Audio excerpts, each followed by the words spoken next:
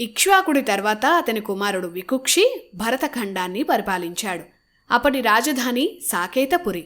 అందుకే రాముణ్ణి సాకేత రాముడు అని కూడా పిలుస్తారు. ఆ సాకేతపురి ఆ తర్వాత అయోధ్య అయింది. ఇక్ష్వాకు వికుక్షుల తర్వాత ఆ వంశంలో 6వ చక్రవర్తి విశ్రాశ్వ. ఇతని కాలంలోనే రావణుడు జన్మించాడు. రాముడి కంటే కొన్ని వేల ఏళ్ల ముందే రావణుడు జన్మించాడు. యోగ నిద్రలో తపస్సులో చాలా కాలం గడిపేశాడు. ఇక్ష్వాకు వంశంలో మరో ముఖ్యమైన చక్రవర్తి శ్రావస్థ. ఇతనే శ్రావస్తి నగరాన్ని నిర్మించాడు. వీరి తర్వాత సూర్యవంశంలో శక్తివంతమైన చక్రవర్తి మాంధాత. ఇతను పరశురాముడి సమకాలికుడు. వీరి తర్వాత ముచుకుంద చక్రవర్తి శక్తివంతుడు.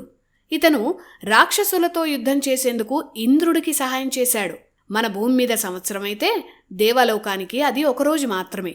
అలా దేవలోకంలో కాలం వేరు కాబట్టి శ్రీకృష్ణావతారం ఉన్న ద్వాపరయుగం వరకు జీవించి ఉన్నాడు. గాంధార రాజ్యాన్ని స్థాపించింది ఈ ముచుకుందుడే.